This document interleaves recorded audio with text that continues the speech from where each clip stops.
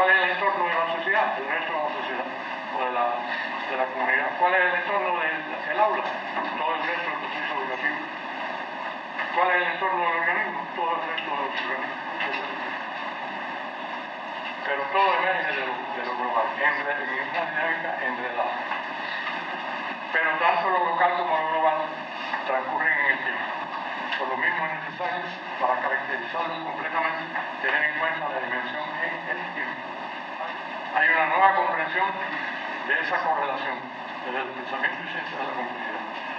Hay tres dimensiones de la construcción social de todo esto. Lo que está ocurriendo ahora, a lo que le prestamos atención, en los atentados terroristas en París, los 42 desaparecidos en Ayotzinapa, el acercamiento Cuba-Estados Unidos, bueno, pero hay que articularlo con lo que sucedió no hace tanto tiempo. Esto lo vivimos todos, lo vemos en televisión, lo leemos en los periódicos. Esto nada más que lo vivieron los que peinan canas en la sociedad hace 30, 40, 50 años. ¿Ustedes creen que los atentados de París no tienen que ver con cosas anteriores?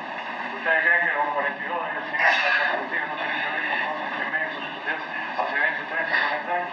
¿Ustedes creen que todo eso no tiene que ver con lo que ocurrió hace mucho tiempo, hace 100 años, 150, 200, que nadie vivió? Y hay un ejemplo muy claro, Bolivia. Hace 200, 300 años hubo un indio aymara que se llamó Tupac Katari, que lo asesinaron los españoles. Y antes de morir dijo, volveré y seré millones. Hoy hay un presidente de esa etnia en Bolivia. O sea, lo que ocurrió hace mucho tiempo hay que siempre tenerlo en cuenta.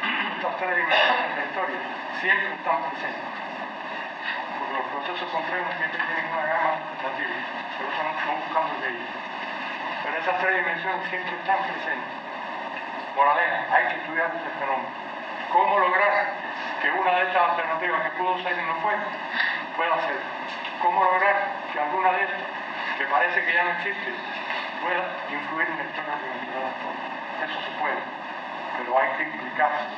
¿Qué debo propiciar que ocurra? A, para que después ocurra B. Entonces, esa articulación de las tres dimensiones de la construcción social de la historia es importante para ustedes, para Cuba, para todo el mundo. Por ejemplo, mucha gente piensa que el diferendo Cuba-Estados Unidos empezó en el año 58, 59. El diferendo Cuba-Estados Unidos empieza en 1898, cuando la primera bandera que se hizo, después que se derrota a la tropa española, no es la cubana, sino la americana, porque definieron unos meses antes, explotando un barco artificialmente en la bahía de La Habana, para poder llamarle a esa guerra, que era la guerra cubana-española, la guerra cubano-americana-española. Ahí tienen la articulación de los textos de la historia en el caso de Italia. Y la importancia y actualidad de ello, además, de que estamos viviendo no una época de cambio, porque ¿cuál época no es una época de cambio? Sino un cambio de época. Y si quieren convencerse, ¿cuántas crisis globales? Yo no las puse, pero podía haberlas puesto. Crisis del cambio climático, crisis energética, crisis económico-financiera, crisis de convivencia humana.